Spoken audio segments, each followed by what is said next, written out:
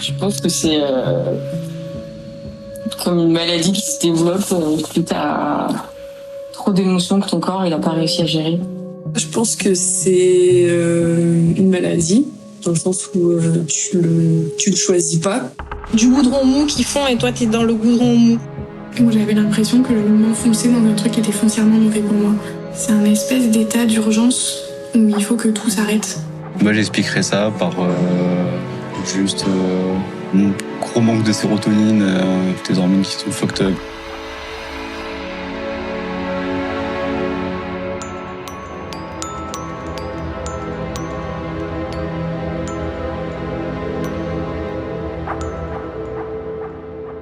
Déjà, je comprenais pas très jeune pourquoi j'étais mal, pourquoi je pleurais beaucoup, pourquoi j'avais envie de mourir en fait.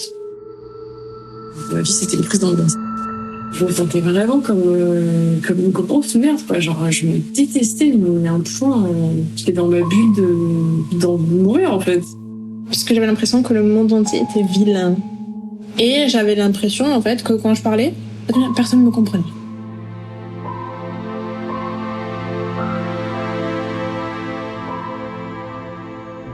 Émotionnellement, c'était beaucoup de tristesse en permanence, du cynisme, très violent.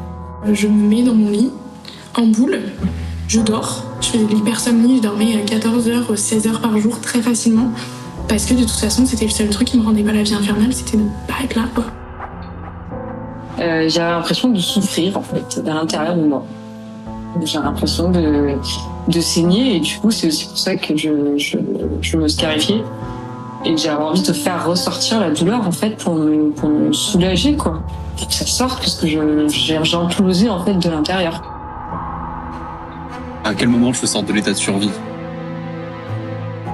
J'avais une petite différence, alors je me disais peut-être les gens le cachent bien et que moi je suis trop fragile et que j'arrive pas à m'adapter, mais je comprenais pas quoi.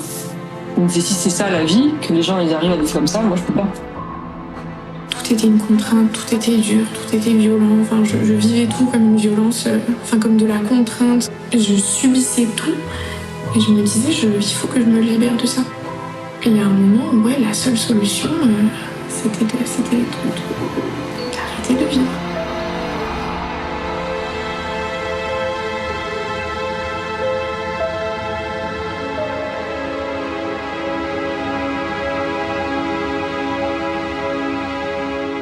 C'est que je suis pas allé voir quelqu'un tout de suite parce que je pensais pouvoir régler mes problèmes tout seul. C'est par fierté en fait. Bon, c'est pas normal d'avoir une voix dans ta tête qui te dit que tu peux te buter à n'importe quel moment. Là, tout ce qui s'est passé, ça va avoir des répercussions sur toi. Peut-être qu'il faut en parler à quelqu'un. J'ai refusé en bloc parce que, entre guillemets, je suis pas folle. Il fallait de mon plein gré chez le psy. Parce que j'en avais marre de pas être bien et que j'avais essayé plein de traitements avec des plantes qui marchaient pas. Elle m'a dit oui, mais en fait, clairement, j'en avais sans dépression.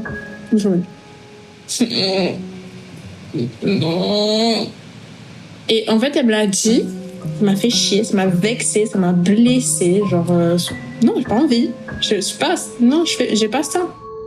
J'ai demandé de l'aide. J'ai fait la démarche J'ai un peu commencé à verbaliser ça auprès de mes proches, qui m'ont dit en fait, on va t'aider.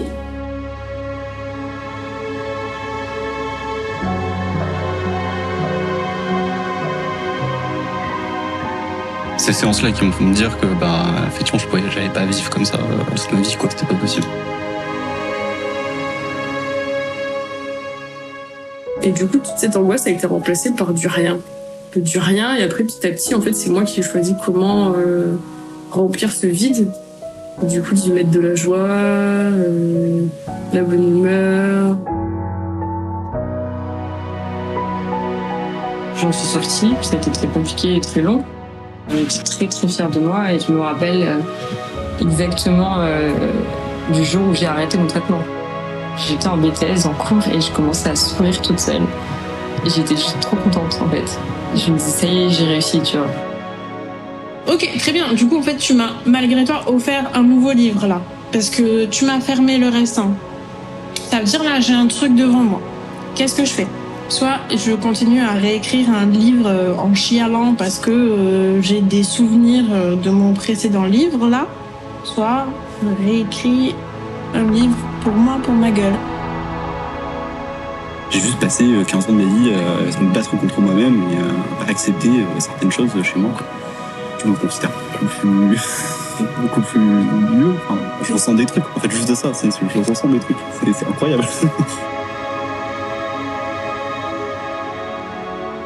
Faut aussi s'écouter en fait. C'est-à-dire que ton corps il en peut plus. Parce que si ça vient dans la tête et que t'as tout ton corps qui te dit stop quoi. C'est le premier conseil que je donnerais à tout le monde en fait. À tous les humains. Te force pas. Force pas sur ton corps et ton esprit quoi. T'es une personne complète, entière et t'as tout pour réussir dans la vie, te sentir mieux. Ça va passer. C'est juste long et chiant. Ne pas abandonner et faire confiance aux autres. Et en parler. Ça c'est important. Parce qu'il n'y a que les autres au final qui peuvent te dire dans quel état t'es. Et entre moi et moi, c'est pas si dégueulasse. De manière générale, c'est pas si nul. T'es pas solo et accepteuse de l'aide, c'est important.